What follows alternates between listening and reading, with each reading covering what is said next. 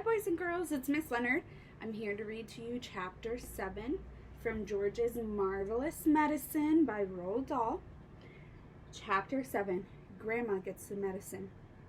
Grandma sat hunched in her chair by the window. The wicked little eyes followed George closely as he crossed the room toward her. "You're late," she snapped. "I don't think I am, Grandma." "Don't interrupt me in the middle of a sentence," she shouted. "But you'd finished your sentence, Grandma." "There you go again," she cried. "Always interrupting and arguing. You really are a tiresome little boy. What's the time?" "It's exactly 11 o'clock, Grandma."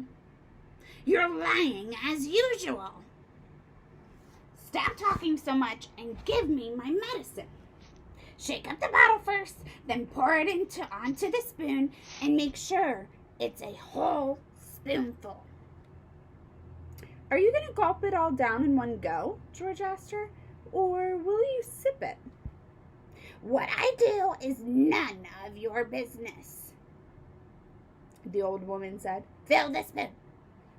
As George removed the cork and began very slowly to pour the thick brown stuff into the spoon, he couldn't but help think back on all the mad and marvelous things that had gone into the making of this crazy stuff.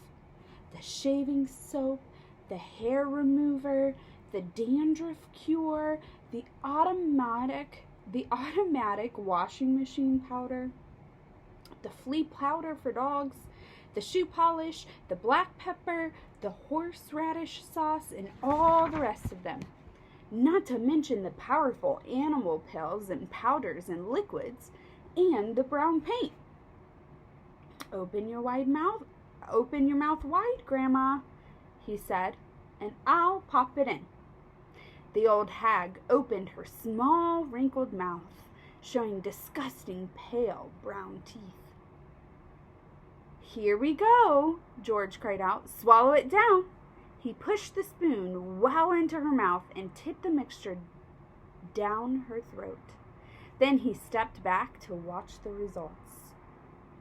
It was worth watching. Grandma yelled, "Owie!" and her body shot up, whoosh, into the air. And it was exactly as though someone had pushed an electric wire through the underneath of her chair and switched on the current. Up she went like a jack-in-the-box, and she didn't come down.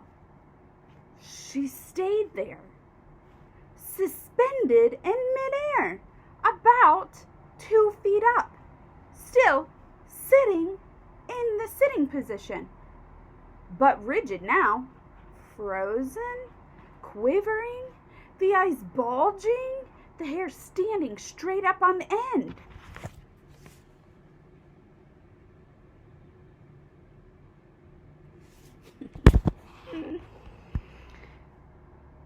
"Is something wrong, Grandma?"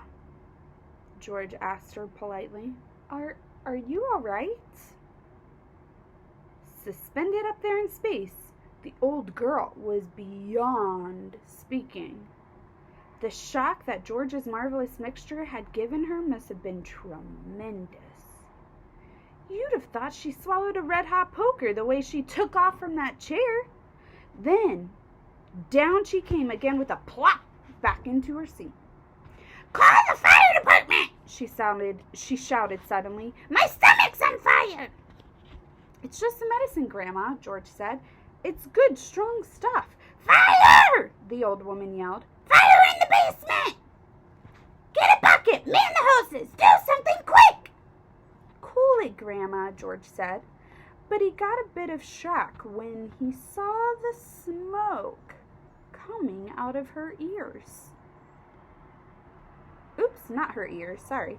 Coming out of her mouth and out of her nostrils. Clouds of black smoke were coming out of her nose and blowing around the room. "By golly, you really are on fire," George said. "Of course I'm on fire," she yelled. "I'll be burned to a crisp. I'll be fried to frizzle. I'll be boiled like a beetroot." George ran into the kitchen and came back with a jug of water. "Open your mouth, Grandma," he cried.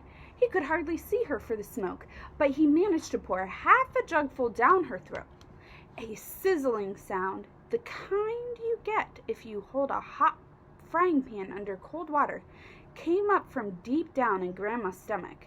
The old hag bucked and shied and snorted. She gasped and gurgled. Spouts of water came shooting out of her, and the smoke cleared away. "The fire's out," George announced proudly. "You'll be all right, Grandma." "All right?" she yelled. "Who's all right? There's Jackie Jumpers in my tummy. There's squagglers in my belly. There's bangers in my bottom." She began bouncing up and down in the chair. Quite obviously, she was not very comfortable. "You'll find it's doing you a lot of good, that medicine, Grandma," George said. "Good?" she screamed. "Doing me good? It's killing me!" She began to bulge. She was swelling. She was puffing up all over. Someone was pumping her up. That's how it looked. Was she going to explode? Her face was turning from purple to green.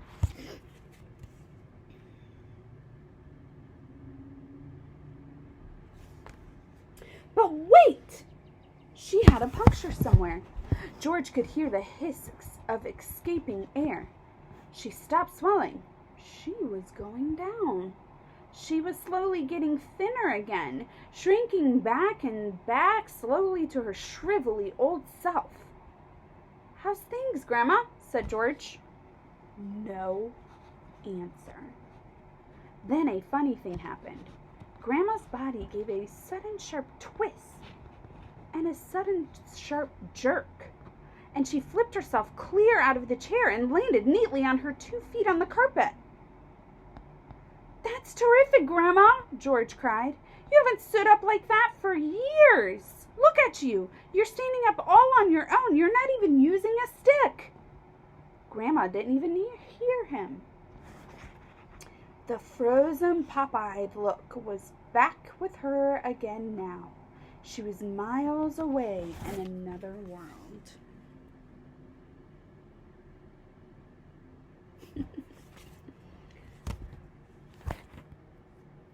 Marvelous medicine, George told himself. He found it fascinating to stand there watching what it was doing to the old hag. What next, he wondered. He soon found out. Suddenly, she began to grow.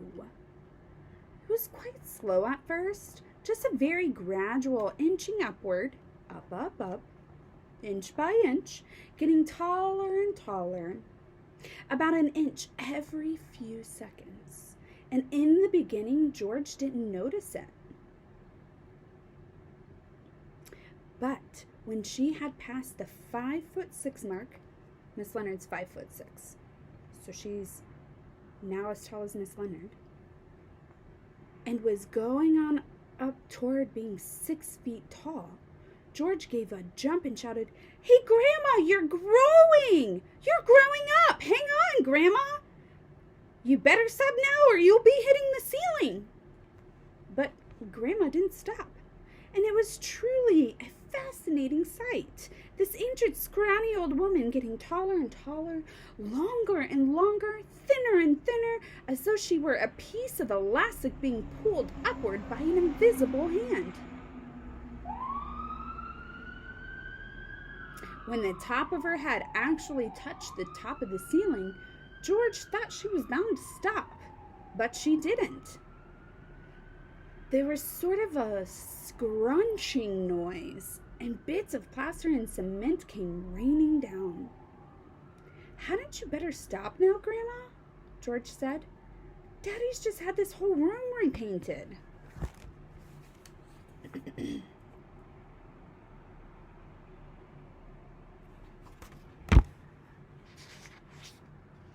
But there was no stopping her now.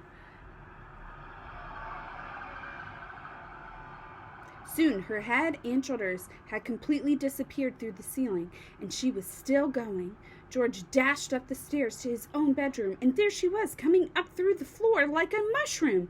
"Whoopee!" she shouted, finding her voice at last. "Hallelujah! Here I come!"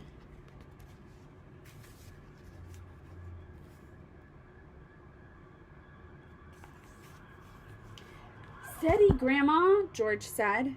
"With a hey, nowdy, no, and up we go!" she shouted. "Just watch me grow!"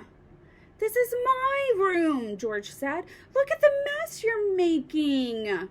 "Terrific medicine!" she cried. "Give me some more!" "She's dotty as a donut," George thought.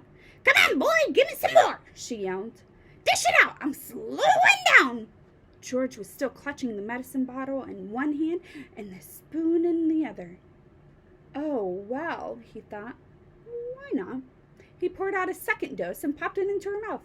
"Owie!" she screamed, and up she went again. Her feet were still on the floor downstairs in the living room, but her head was moving quickly toward the ceiling of the bedroom. I'm on my way now, boy," she called down to George. "Just watch me grow." "That's the attic above you, Grandma," George called out.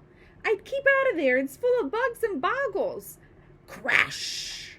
The old girl's head went through the ceiling as though it were butter.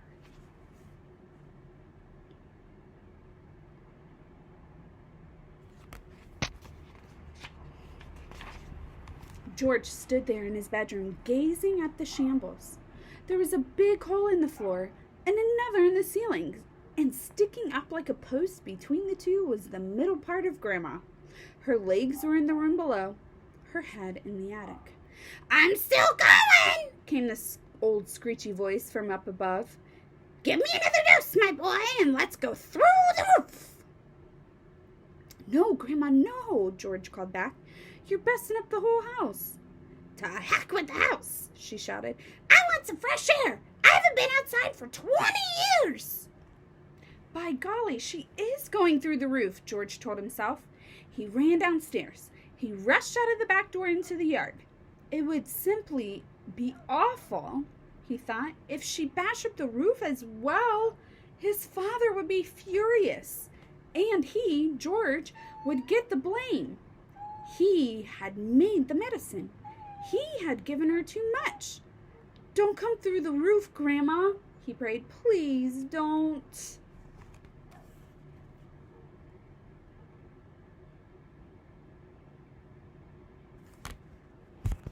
And that's the end of chapter 7.